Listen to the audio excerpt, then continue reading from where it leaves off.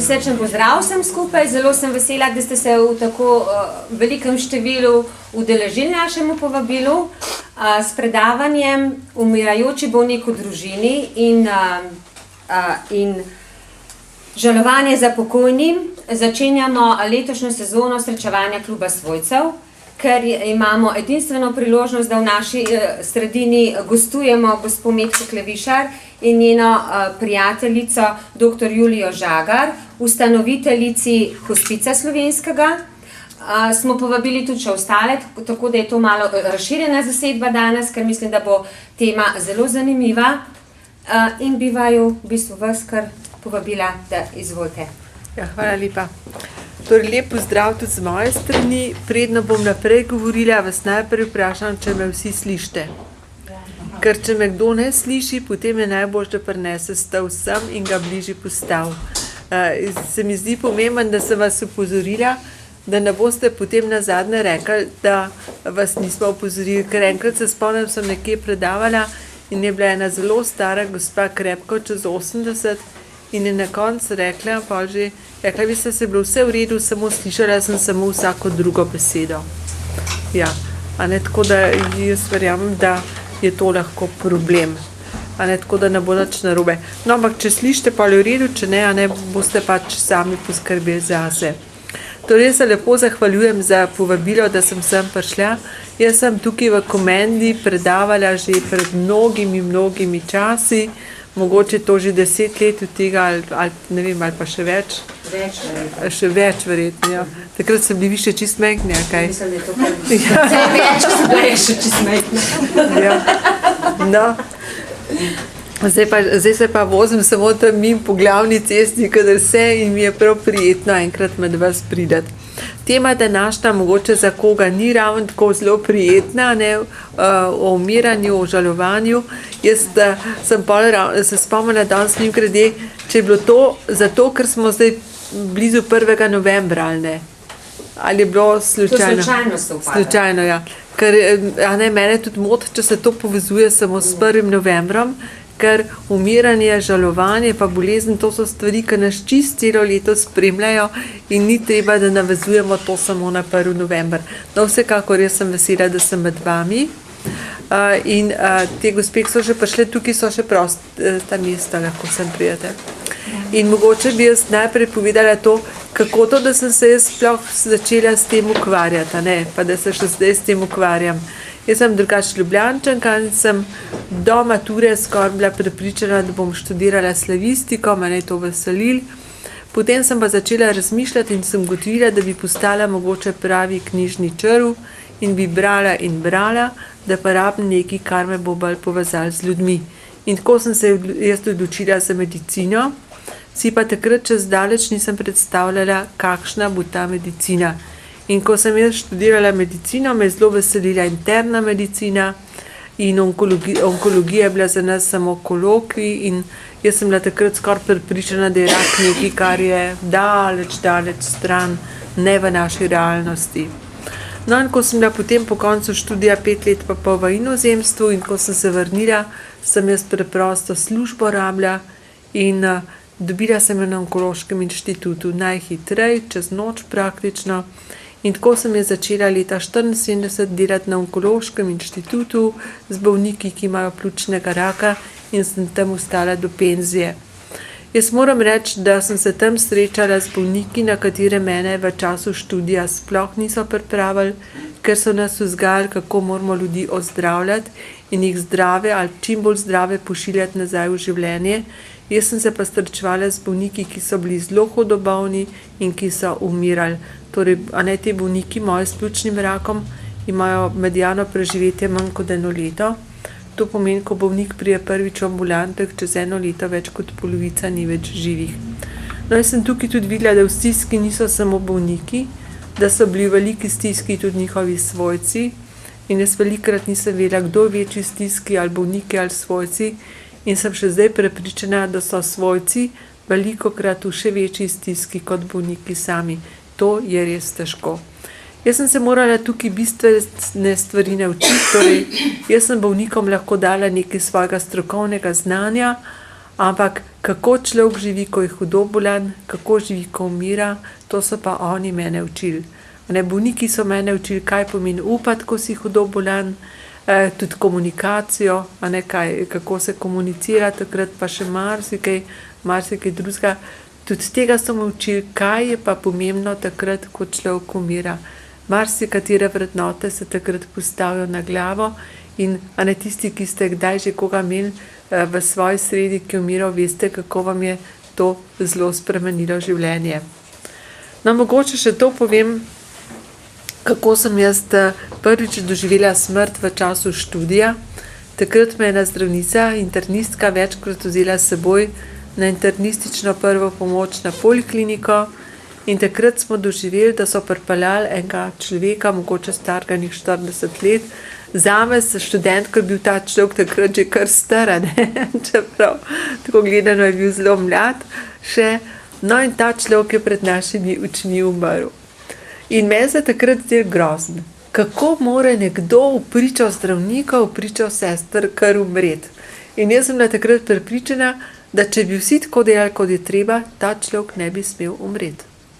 In seveda jaz zdaj malo drugače na to gledam, sem pa prepričana, da še zelo veliko ljudi točno tako gleda na medicino in išče krivca in pravi, da ta človek ne bi smel umreti, približno tako, se to dogaja. No, seveda potem sem jaz do leta 1994 bila v službi, jaz sem se potem razmeroma zgodaj upokojila, pa ne invalidsko, ampak čisto po normalni poti, ker sem imela 5 študijskih let, sem kupila 5 let, pa beneficij sem imela zaradi radioterapije in sem potem tudi se svojo boleznijo, z multiplo sklerozo vedno težje hodila in zdaj pač sem v pokoju, ampak v takem še kar precej aktivnem pokoju. Potem smo tudi hospic ustanavljali leta 1995, še prej skupino za spremljanje hudobolnih in umirajočih. Zdaj pravzaprav sem čist pravi svobodni umetnik in delam to, kar mi je v veselje, se pa srečujem z mnogimi ljudmi tudi v stiskah, torej ali so bolni, ali jim je kdo umrl, ali karkoli se dogaja. Ampak to, kar je meni všeč, da to ni v okviru neke organizacije, ampak čisto preprosto, človeško, me ljudje pokličejo, se srečamo in tukaj seveda mi je veliko pomoč tudi moja kolegica, prijateljica Julka Žagarjeva, s katero sva obe študirale medicino in na marsikaj v medicini tudi zelo podobno gledava. Tako, to so zdaj iz tega pač izhajam. In v bistvu se je celo moje življenje precej vrtelo okrog bolezni, okrog umiranja. Tudi moja mama je bila zelo hudo bolna, je razmeroma zgodaj umrla, tako da sem se že tam kot otrok s tem srečevala. No in to, kar se mi zdi najpomembnejše, kar sem se tudi ob vsem tem naučila, je to, da se zavedam, da nihče od nas ni središče sveta, okrog katerega bi se vse vrtel, ampak smo vsi med seboj povezani, smo vsi med seboj v istem čovnu, pa ne glede na to, kaj smo po poklicu, kaj delamo in vsi skupaj lahko gradimo nek boljši svet, tudi če se pogovarjamo o tem, o čemer se bomo danes pogovarjali, o umiranju, o žalovanju in mogoče še marsikaj.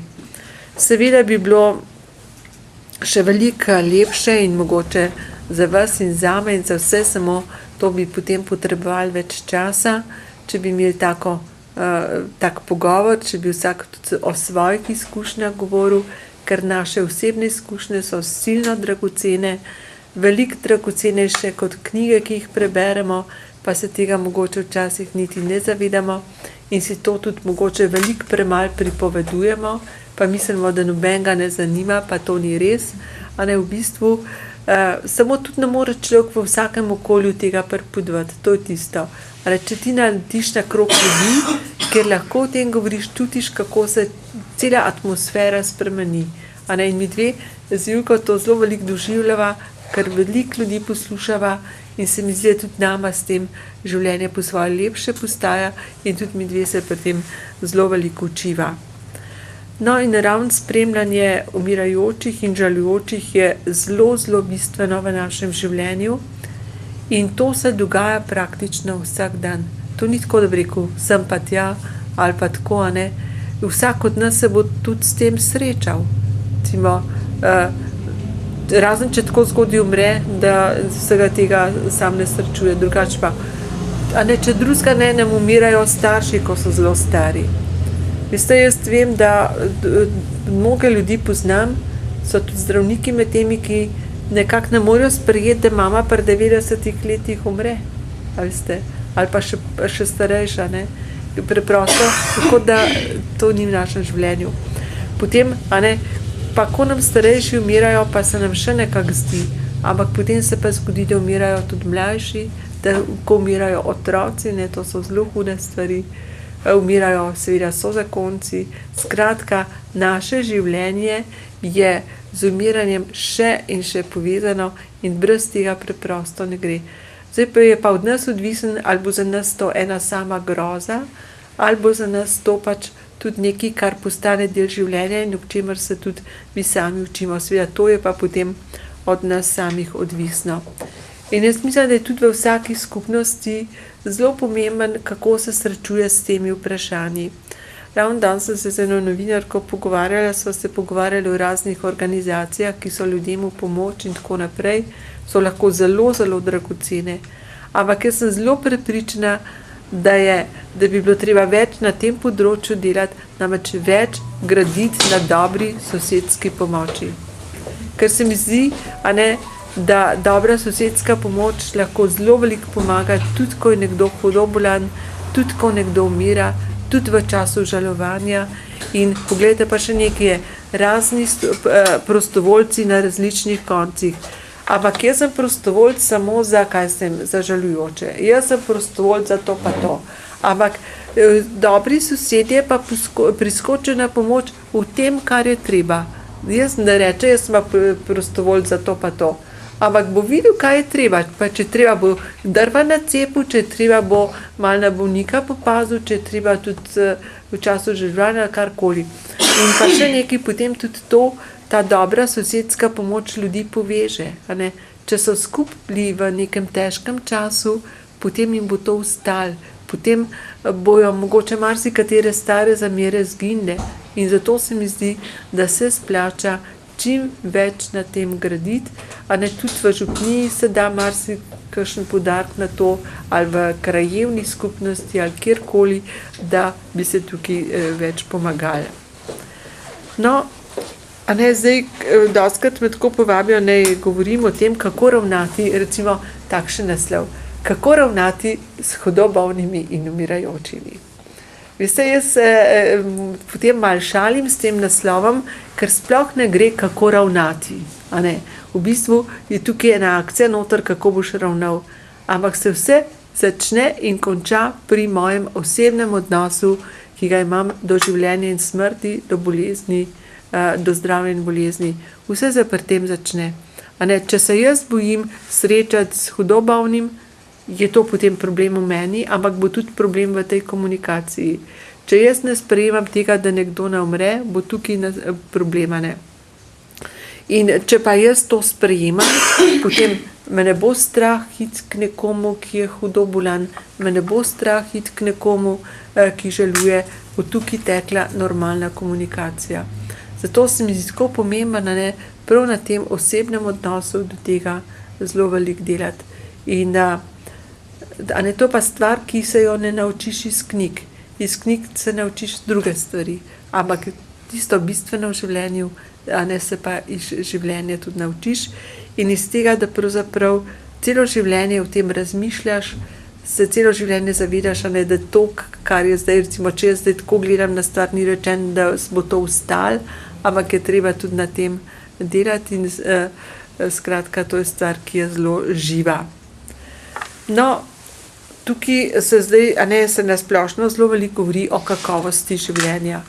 Kaj vse je pomembno za kakovost, pa slovenska kakovost in pa tako naprej. Ampak so pa 3 stvari, ki so zelo, zelo pomembne tudi za kakovost našega življenja, pa o tem zelo, zelo malo govorimo. Prvič je to, kakšen je naš odnos do smrti, kako sprejemamo to dejstvo. Drugič je to, kako spremljamo umirajoče. Tretjič pa to, kako se od pokojnih poslavljamo. če sprejemamo smrt kot del našega življenja, potem bomo bolj kvalitetno živeli, se bomo življenja lahko bolj veselili, potem bomo lahko vsakemu dnevu, ki ga živimo, dali večjo vsebino. Meni se zdi tako grozno, da se ljudje tako panično bojijo smrti, hkrati se pa tudi ne znajo veseliti življenja. In če tako gledate, je to življenje pol eno samo životarjenje. V bistvu se cel življenje nečesa bojiš, kar siguren bo, namesto da bi celo življenje se veselil, da zdaj živiš, da tukaj živiš, da danes živiš, in to je to, kar je tako zelo pomembno. Veste, ravno danes sem se tudi pogovarjala s to novinarko o tem, mi živimo v okolju, ki je izrazito, torej, ki ga je zelo oblikovalo krščanstvo, kultura, ki je bila krščanska. Ampak če bi zdaj prišel nekdo, recimo iz Azije, ki nič ne ve o krščanstvu, pa bi prišel pa ne samo v Slovenijo, v Evropo recimo, in bi rekli to, pa Evropa ima krščanske korenine, pa bi videl, kakšen je odnos do smrti, pa bi rekel, to krščanstvo mora imeti pa en strašno čuden odnos do smrti, ker se tako panično bojijo smrti. In je to po svoje res. In mene je to vprašanje tako nekam zelo zaposlovalo. In potem sem pred leti gledala Škofjeloški pasijon. Ne vem, če ste ga gledali. Tam se vse dogaja na trgih Škofje Loke. Tekst je bil napisan leta 1721 in tam je smrt tako prikazana. Na konju prijaha belo oblečena gospa, ki se vreščeče reži in govori, kako je smrt kazen za greh in kako bo smrt vse pobrala. Potem se zvrstijo najprej papež, cesar, cesarica, meščan, meščanka, pa se mi zdi, da je še en zdravnik med njimi, nazadnje berač, in medtem odjaha smrt malo naprej in se vreščeče, ves čas tako vreščeče reži, da ti gre ta smeh do kosti in je to ena sama groza. In jaz mislim, da ta miselnost škofjeloškega pasijona zelo preveva vse sloje ljudi te naše civilizirane Evrope, a veste. In da je to zelo v nas in s temi ljudmi, ki tako pojmujejo smrt, se da tudi krasno manipulirati. Ti človeku samo zagrožiš za smrtjo, pa bo vse naredil in tako naprej. In jaz mislim, da je to daleč stran od pravega krščanskega pojmovanja smrti, ker če vzamete svetega Frančiška, ki je živel na prelomu 12. v 13. stoletje, govori Frančišek o sestri smrti. In umreti pomeni zanj vse izpustiti, osvoboditi se vsega, oditi k očetu. To je bistveno drugače. Ampak seveda, zdaj kako bomo nazaj k temu prišli, je zdaj drugo vprašanje. Samo meni se škoda zdi, ker je preveč v naši družbi prisotno to pojmovanje smrti, da je smrt ena sama groza. No, pri tem mi prihaja na misel še ena taka drobna zgodbica. Pred leti sem jaz obiskala Toneta Kuntnerja na njegovem vikendu tukaj v Horjulu, blizu Ljubljane. In imajo tam eno tako majhno leseno hiško in ker imajo vnuke, imajo vse prirejeno tudi za vnuke. No in smo tam našli grobek za kukavico. In potem so mi razložili. Ta mal vnuk, 7 let star, je našel kukavico, ki je bila že zelo obnemogla. In potem jo je 2 dni negoval in potem je kukavica umrla, poginila je. In potem so jo zelo svečano pokopali, dedek, babica, sestrca, torej to je bilo svečan pogreb še pa še. No in potem je rekel ta mal, je rekel, zdaj pa še napišem vers, je rekel dedku. In dedek je napisal vers. Imeli smo te radi, hvala za pesem pomladi, ja. Imeli smo te radi, hvala za pesem pomladi. Dajte, namreč to se mi zdi tako lepo in če bo ta otrok to odnesel v življenje, namreč tako se od nekoga poslavljaš, ko ti nekdo umira, gotovo, da je težko. Težko ti je, gotovo, ampak da pa prevladuje pa tisto, imeli smo te radi, hvala za pesem pomladi, je pa potem čist drugače. Jaz včasih v smrtnice poslušam po radiju, pa poslušam Odšel je po večno plačilo, v globoki žalosti, v neizmerni žalosti, 95 let star človek, pa tako naprej. Sej je gotovo, da je težko, ampak če bi pa rekli z veliko hvaležnostjo za vse, kar je v tem življenju storil in smo ga imeli radi, bi bila pa stvar zanje in za vse lepša. Ne? Tako da ta odnos do smrti je res. Je se pa tudi zanimiv ta odnos do smrti, če ga opazuješ, bi človek rekel, stari ljudje so pa bolj pripravljeni na smrt. Pa sploh niso. Recimo iti v dom za stare govoriti o smrti je čist nemogoče. Zato, ker, a veste to, oni pa ne morejo o tem govoriti. Kje pa, ne? To so zelo redki, ki so to pripravljeni govoriti. In je potem tudi recimo, kako težko je za stare ljudi, jaz sem to v bolnici doživljala, pooblastilo za v banko dati. Mož je bil star 75 let, je umiral, on ni imel pooblastila za banko, žena ni mogla pokojnine dvigati. A veste, to so take čisto hude stvari. Ljudje so stari 80-90 let, pa niso še se zmenili, kako bojo pokopani. In potem se zgodi, da je treba človeka pokopati. Pa en hoče žarni pogreb, drug klasični pogreb, pa se pa sorodstvo krega še pa še. Ne more biti pa oboje. Tako da, če te stvari prej urediš, je stvar veliko lažja, a ne se to, če ti urediš, kako boš pokopan, ni reče, ne boš jutri kar umrl. Ampak stvar je urejena in s tem se potem ni treba več ukvarjati. Samo, ker je ljudi toliko strah, tega ne naredijo. In jaz sem enkrat eno pridigo poslušala enega mladega duhovnika, pa je rekel, to mi je tako zelo ostalo v spominu, največja satanova skušnjava je, da ti govori, še je čas. Zdaj še ne, a ne?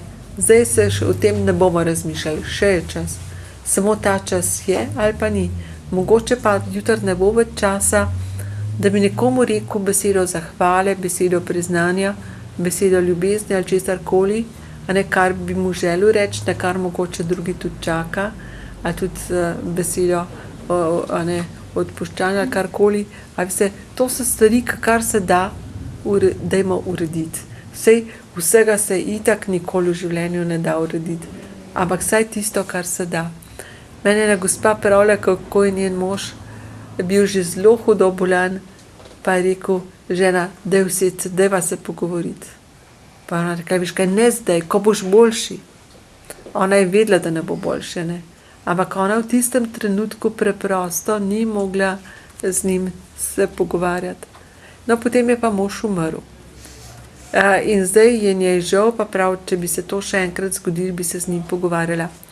Jaz moram to reči, da jaz ne bi komorkoli rada zbujala občutkov krivde, ker to se nam vsem dogaja.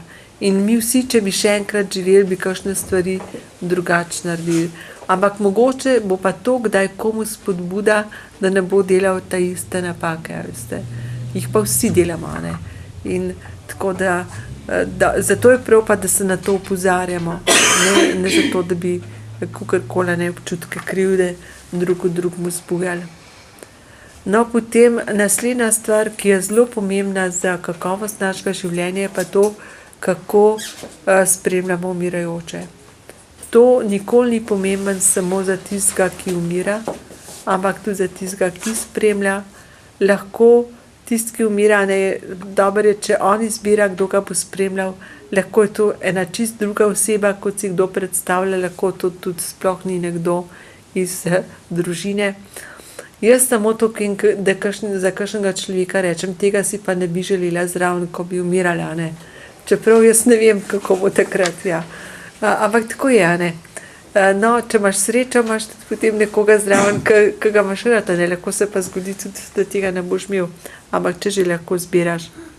No, in tisti, ki je že kdaj koga spremljal, a neverjetno ste tukaj že mnogi med vami, ki ste že spremljali, veste, kako je bil to lahko zelo, zelo težak čas, človek marsikdaj ne ve, kaj bi naredil, se počuti zelo nemočnega, pa vendar nekako to gre in kako stvari iz tega časa ti potem ostanejo za vse večne čase in se takrat toliko naučiš, več kot da bi 3 doktorate delal. Zato, če znaš potem to še razmisliti, jaz z velikim veseljem poslušam ljudi, ki to prepovedujejo in vam rečem, to sploh ni stvar šol, to sploh ni stvar, kaj si po poklicu ali karkoli. Ljudje znajo tako lepo te stvari povedati, da se lahko samo čudiš. In to sopotništvo v tej zadnjem obdobju življenja je tako zelo pomembno, a ne? In je prav, da si tudi iz tega kaj povemo. Jaz ne bom pozabila ene mlade ženske, ki sem jo srečala na enem takem seminarju za ljudi, ki se pripravljajo za pomoč na domu. To je bilo enkrat v Sežani in je pripovedovala, kako ona je drugače delala, ampak ta tečaj pa šele pozneje upravljala in je rekla, da se je vedno samo to bala, kako bo prišla v kakšno hišo in bo kdo takrat umrl.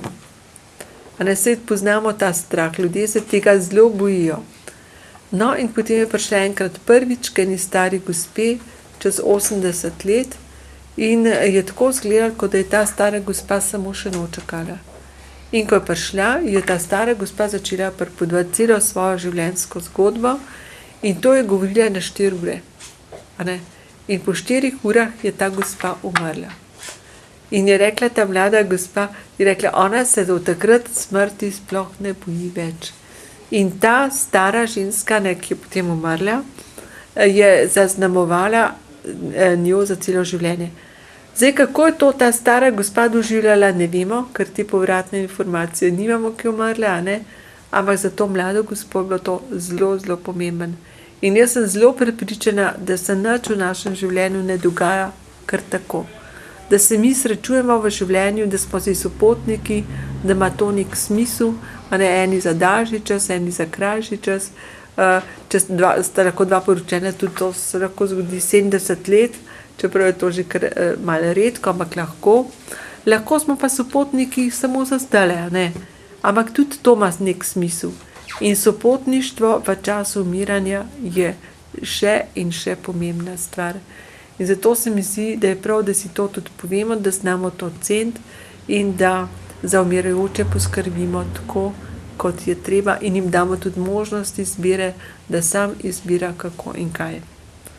No in tretja stvar, ki je pa tudi pomembna za kakovost našega življenja, je pa to, kako se od pokojnih poslavljamo.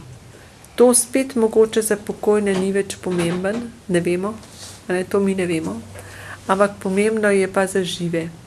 In če gledate vse kulture, ne, pa če gledate zdaj, kako je bilo v Egiptu, pa kako je bilo v Grčiji, pa tako naprej, povsod, ne, je tudi en pomemben del, kako so mrtve pokopavali. In pokopavati mrtve je ena zelo pomembnih stvari. To ni kar tako. Tudi žalovanje je potem drugačno, če znamo takrat poskrbeti. In tukaj je veliko stvari, ne, pomembnih. Pomemben je že to, kako smo ob pokojnem. A znamo takrat, a ne, tudi v miru se od njega posloviti, ali je tako, kakor ponekod, če se le da čim hitreje kličejo pogrebno službo, prav, da ponekod še malo diha, pa že kličejo pogrebno službo, če doma umre. Ali se to je škoda, ne? Ker drugače tam, kjer recimo je treba zdravnika hitro klicati, pa je ta že mrtev, če gre za infarkt ali kaj takega, ampak če je pa smrt po neki bolezni, kjer se pričakuje, se pa nič ne mudi.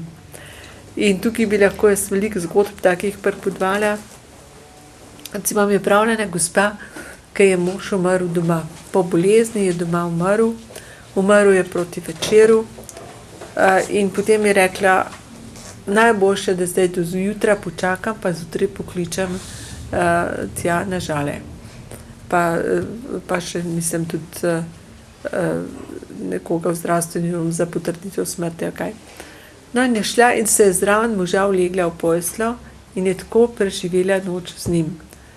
Potem seveda, ko so otroci to slišali, so rekli, se ženska za psihiatrijo. Ja. Ampak ona je rekla, jaz zase sem to rabila. A veste, to je bilo zdaj narobe, če bi rekla, zdaj pa morajo vsi tako delati. Ne, ampak ona je to rabila. In zato se mi zdi tako pomemben, da vemo, kako različni smo ljudje, kako različno to gledamo. In da ne smemo reči, kakšna je pa ta bila, da je to naredila. Če ona to potrebovala, je prav, da je tako naredila. Potem, takrat je tudi zelo pomembno, da znamo poskrbeti za svojce, da se pride k njim. In se mi zdi, da to slovo doma, če nekdo doma umre, je zelo pomembno. Potem, na Žalah je pač tisto pogreb pa vse to. Ampak tisto je pa tisto intimno slovo, ki najbližji prijatelji pridejo, sorodniki in ki se res potem lepo od njega poslovijo in to jim potem tudi ostane. Mi smo se lepo od njega poslovili. Potem je stvar, recimo, če nekdo v bolnici umre ali pa v domu za stare. Vse to se zdaj zelo spreminja, to je zdaj že v marsičem drugače, kot je bilo. A ne, če nekdo umre v bolnici, mora 2 uri ostati na oddelku, potem ga pa premestijo v tisti prostor, ki ga imajo pač za pokojnika.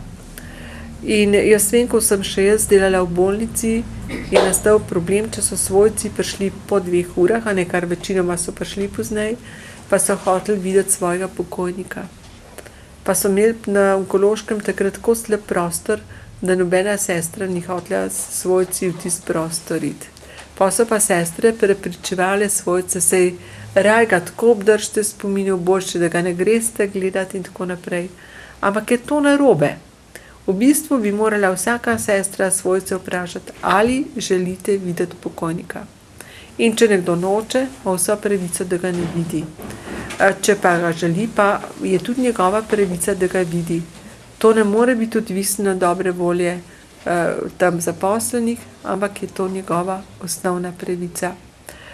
In zato se mi zdi tako pomembno, da ljudje na to mislijo, ker so takrat tako zbegani, da dostikrat šele pol pomislijo, ko že vse mimo, potem so pa zdaj žarni pogrebi, ki pa sploh mrtvega ne vidijo. In ti se od nekoga lahko posloviš, če si ga mrtvega videl.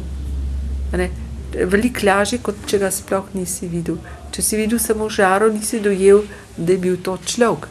In zato imajo ponekod v inozemstvu tako, da je slovo je vedno od trupla, pokop je pa potem žarni. To sicer večkrat več stane, kot če je samo v enem, ampak mislim pa, da ima svoj smisel, da se tudi tako naredi. No, skratka, te stvari je treba premisliti, kako in kaj. In hudo je, če šele takrat, ko ti nekdo umre, začneš o tem razmišljati. No, seveda je zelo pomembno tudi imeti grob. Mene pravila ena gospa, kako je pred 15 leti, no zdaj mogoče že malo več, takrat je rodila mrtvega otroka. In včasih, a ne še prej tudi, z teh otrok sploh niso dajali v pokop, ampak so ga dali kar recimo kakšno krsto zraven. In ona tega otroka tudi ni posebej pokopala. In zdaj prav, kako je težko, ker nima groba, ker tega otroka, ki ga je 9 mesecev se ga veselila, nosila, težko pričakovala, zdaj mu pa še svečke ne more prižgati na grobu.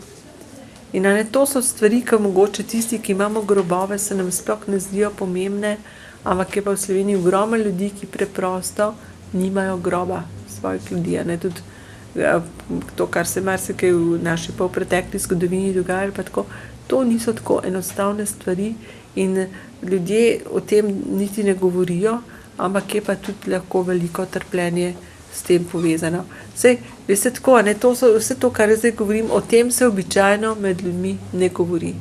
To se govori samo ob določenih priložnostih, v določenih krogih, ljudje pa zaradi tega zelo, zelo trpijo.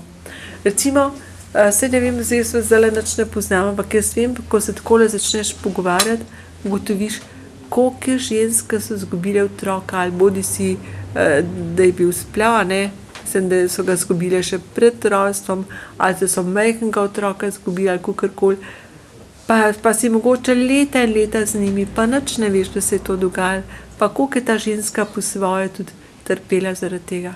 Tako da je veliko trpljenja med nami zaradi vsega tega in se mi zdi, da je prav, da si damo tudi priložnost, da se o tem lahko tudi pogovarjamo in si marsikaj povemo. No, potem bi še to rekla, da je zelo, zelo pomembna je družina, v kateri odraščamo. Torej, mi lahko marsikaj pozneje pridobimo, ampak tisti temeljni vzorc pa dobimo v tisti družini, v kateri odraščamo. In če smo v družini, v kateri smo odraščali, imeli tak zelo sproščen odnos do teh življenjskih danosti, do bolezni, do starosti, do smrti, pa tako, če smo se o tem pogovarjali, če se temu nismo izmikali, bomo tudi potem kot odrasli imeli veliko lažji. Čeprav ne se da tudi potem v življenju marsikaj še pridobiti. Jaz vedno tako pravim, da nihče ne sme kriviti samo starše, da je tak, pa ne drugačen in so starši so krivi, da sem jaz takšen in takšen. To ni res, a ne, lahko. Samo težje je potem spreminjati vzorce, ker ti moraš najprej spoznati, da je nekaj treba spremeniti, pa se moraš odločiti, da bo spremenil, pa moraš pa delati korake in jih spremeniti. A ne, seveda je potem veliko težji. Na mene ena gospa pravlja, kako je, ko je bila stara 5 let, je njena babica umirala. In takrat so njo kot majčkano punčko dali k sorodnikom na deželo, da ne bo tega gledala, da jo ne bo groza. No in potem se je ta punčka vrnila domov, ko je babica že umrla in je bila že pokopana. In ta deklica, še zdaj, ko je bila odrasla, ni mogla odpustiti svojim staršem, da se ni smela posloviti od svoje babice, ki jo je imela zelo rada in da so to vse brez nje uredili. In prav ona s svojimi otroki ne bo ravnala tako. Torej, jaz upam, da ne bo ponovila napake svojih staršev, kar se tudi pogosto dogaja, ampak mislim pa, da je to dosti zgovorno, kot take stvari slišiš, ne? In zato jaz vedno pogumljam tudi mlade, naj s svojimi otroki bojo zelo odkriti. Čakajte, zadnjič je bila pri meni ena gospa, ki je zdaj v eni prometni nesreči izgubila 3 zelo bližnje svojce. No, in je potem pripovedovala, kako je nečakinja njena, ki je zdaj stara, koliko je 5 let, ali koliko je bila stara, pa so šle tam, z mamico, pa ne kdo so šle vse na pokopališče, kjer so te 3 osebe pokopane, pa je rekla, zmanjkale so. A ne, tako, mislim, ta punčka je čisto zmanjkale so, ampak potem je pa rekla, ja, jaz pa robčke nosim, zato, ker bojo jokale, on pa jaz jim robčke dala za obrisati. Veste, ona je soudeležena s tem, a ne. A veste, tako, niso ji prikrivali. To se mi zdi zelo pomembno. Pa ne, mislim, da ni njena mama umrla, ne. Ja, sestrica umrla, ne. Tako, ja, tako, veste, da niso ji tega prikrivali in to se mi zdi zelo pomembno. Je pa tako seveda na naš odnos do tega vpliva tudi potem, recimo, da veliko se da tudi narediti in v šoli, v vrtcu, v šoli. Jaz mislim, da bi se veliko več od prve roke morali v tej smeri narediti. V šoli recimo nastane velik problem, ko komu od otrok kdo umre, ali pa ko kakšno od otrok umre. To so kar hude stvari. Ampak je pa to vedno znova priložnost, da se o tem pogovarjajo.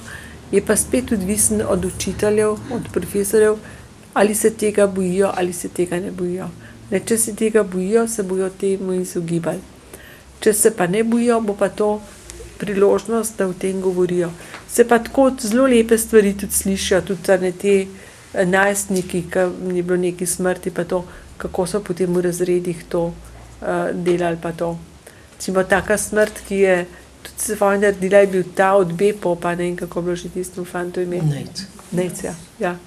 Ne, on je bil, koliko, ni bil 18 let star meseci, ali je bil točno, ali ravno 18 let, ker je motor vozil, že moral biti, ja. Ampak, če pomislite, koliko je ta njegova smrt sprožila enega razmišljanja med to mladino in ljudje so govorili večkrat z mamo njeno, pa z očetom tudi, ne, ki sta pripovedovala, kako mladi tudi hodijo. Pa tudi nekako, veste, tudi to, zelo veliko smo razmišljali ravno ob tej smrti.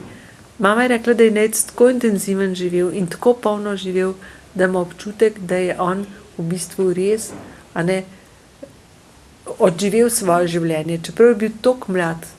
In to se mogoče zelo tako nenavaden sliši, ampak jaz sem vedno bolj prepričana, da vsak človek umre ob pravem času. Tega si jaz nikoli ne bi upala reči nekomu, ki mu je zdajle nekdo umrl. Ker za tistega svojca, siguren za svojca noben čas ni ta prav. Pa tudi čez 10 let ne bi bil ta prav, pa tudi čez 20 let ne bi bil ta prav. Ampak zato to bi bilo zelo netaktno, če bi mu jaz rekla. Ampak če pa tako nasplošno gledaš, sem pa res vedno bolj prepričana, ne glede na to, koliko je bil star, ampak da je bil to njegov čas, ko je umrl. In včasih se mi zdi, če človek tako razmišlja, ti je mogoče malo v uteho tudi ob kakšni smrti, če tako to razumeš. Čeprav je res, da ko gre za tvoje ljudi, je to težko sprejemati. No, potem je tudi vprašanje, kaj pa nekdo, ki umira, najbolj potrebuje. Seveda, če vzeli bi lahko še 1 uro samo o tem govorila, ali pa še 2 ali pa cel popoldne, ampak jaz bi samo par stvari povedala, kaj se mi zdi zelo, zelo bistveno. Najbolj bistvena stvar je to, da znamo mi poslušati. Veste, to je nekaj, česar mi na splošno sploh ne znamo dobro. Mi smo se v medicini učili poslušati srce pa pljuča za slušalko. Pa smo imeli tudi, takrat smo imeli kasete ali kaj, pa plošče s tonik, pa smo se to poslušali. Ampak zelo malo smo se pa poslušati učili tako človeka. In mi vedno samo razmišljamo, kaj bomo rekli. Kaj bomo pa rekli nekomu, ki je hudo bolan, kaj bomo pa rekli nekomu, ki žaluje ali pa tako. Ampak v bistvu pa sploh ne gre za to, kaj bomo rekli.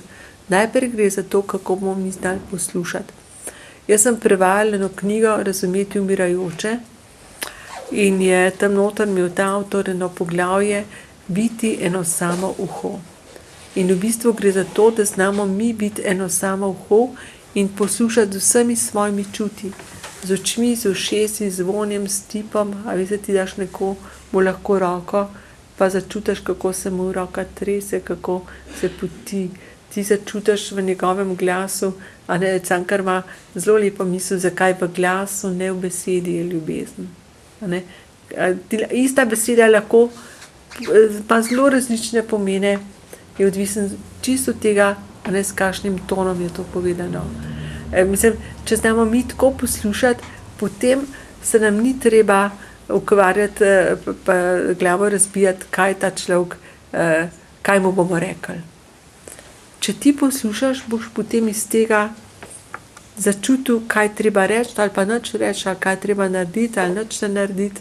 Veste, za to gre. In pri bolnikih se sploh dela veliko napak, tudi tako pravzaprav iz čiste ljubezni.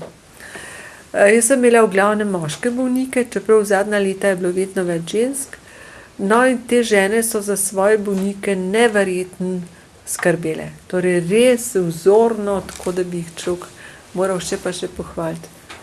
Ampak vam rečem, da jaz ne bi želela biti bolnik v njihovi skrbi.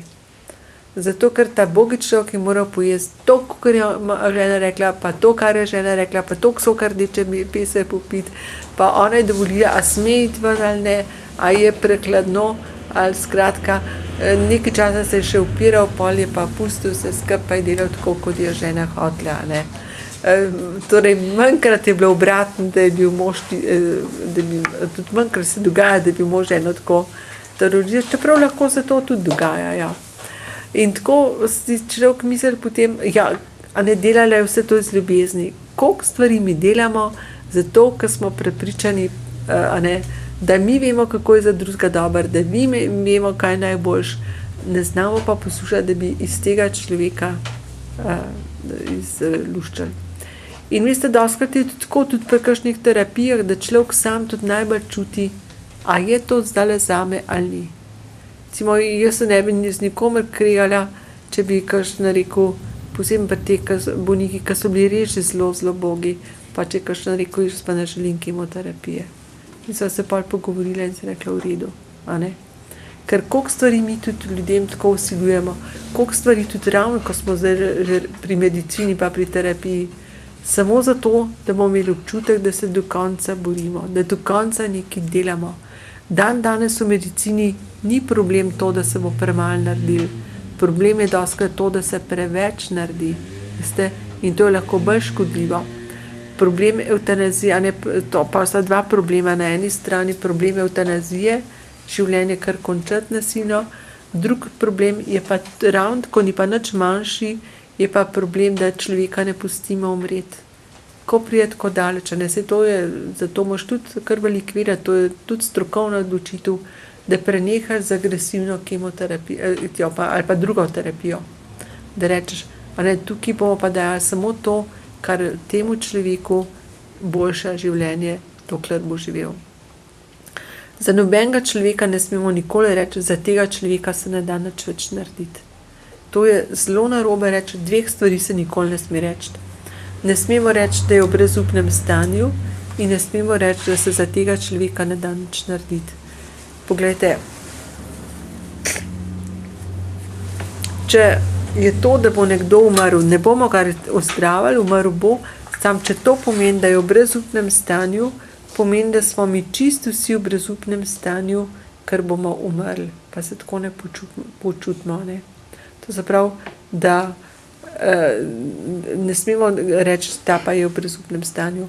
In reči, da za tega ne moramo nič narediti, ne bomo ga ozdravili, ampak do zadnjega trenutka mu lahko lajšamo in bolečine, ga poslušamo, slišimo njegove želje, ga ne pustimo samega, skratka še in še stvari, ki so tudi zelo, zelo pomembne.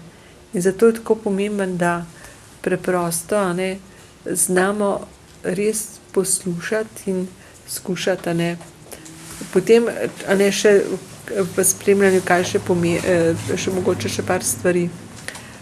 To, da se ne bojimo. To pa smo spet pri našem osebnem odnosu. Nekdo, ki se panično boji smrti, bo zelo težko šel k nekomu, ki umira. Veste? In, ali pa če se bojimo zdaj pogovarjati se s tem človekom. Koliko ljudi je, ki takrat raje ne gre nekoga obiskati, ker ne ve, kaj bo rekel. Sej to je težko, veste. Tudi recimo, jaz zelo veliko s takimi ljudmi srečujem, samo vam rečem, meni je vedno težko iti obiskati nekoga, sem mogoče več zdaj z žalujočimi opravka.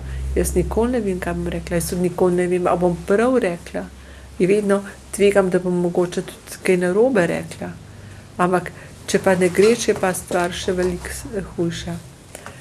Potem pa še pomemben je tudi, da vedno v komunikaciji z žalujočimi in s umirajočimi govorimo resnico. Nikoli se lagati, veste. Laž je najslabša stvar. Sej nobene pričakuje, da boš povedal, ne vem kaj. Recimo reči nekomu, gospod, vi imate pa raka na pljučih, vi boste pa živel še 1 leto. Ja, poslušajte, tako se tudi ne govori, Tako lahko nekoga tudi ubiješ. Prvič, nič ne veš, koliko časa bo ta človek živel. In da je tako prognoze iz knjig, je tudi ena figa.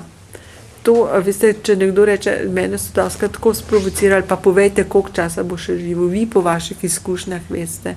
Jaz sem rekla, jaz po mojih izkušnjah samo to vem, da nič ne vem. Jaz sem lahko povem, kaj v knjigi piše, kaj je statistika, ampak konkretno za tega človeka pa jaz ne vem. In statistika je vrh Gaussove krivulje. Ta konkretni človek je pa lahko veliko boljši ali pa veliko slabši. In dopuščati je treba vse. Glede, to je tako, to je sploh naše življenje. Po eni strani moraš biti pripravljen na to, da boš umrl, po drugi strani moraš pa delati tako, da boš večno živel. Veste, to so te stvari, s katerimi moraš živeti in tudi pri bolniku je tako, da najslabše pa, če se mu začneš lagati, pa se ni tako hudo, pa sej, recimo ena moja sestra medicinska, ki sva mi 2 skupaj delale, je strašno težko prenašala jok. In najhujše je bilo, če je možakar začel jokati, tega, to je skoraj pokopal. Ja, no in potem da je začel enkrat eden jokati, ampak meni se zdi, pa da je to že stvar velikega zaupanja, če je možakar začel jokati, Ja, je pa rekla, gospod, ne, nikar ne jokite, boste videli, polet bomo pa plesali, pa ne vem kaj. Ja, poslušajte, tako, možakar je umiral, ona pa govori, kako boste spomladi plesala, To on čuti, da to ni res. Tako da je boljše, da smo iskreni, da govorimo tako, kakor je. Včasih je tudi težko kakšne stvari povedati, ampak pa nazadnje vidiš, da če nikoli ne lažeš, se potem ne boš nikoli nič zarekel, se lahko odkrito pogovarjaš in je stvar potem po vseh ozirih veliko boljša in to je tisto, kar je pomemben. No, to velja seveda tudi za spremljanje žalujočih, pri vse tega pa zelo veliko, veste. In vsak človek žaluje na nek svoj način, vi ne morete predpisati, kako mora nekdo žalovati. In tukaj na tem področju je zelo huda socialna prisilja, kaj vse ljudje rečejo o drugih. Tako, če malo poslušate, ne, ta pa ni nič jokala na pogrebu, če ne joka. Če joka, kako grozno je jokala. Potem, če je črno oblečena, ja, pa mora biti črno oblečena, ne. Ampak še hujše, če ni črno oblečena.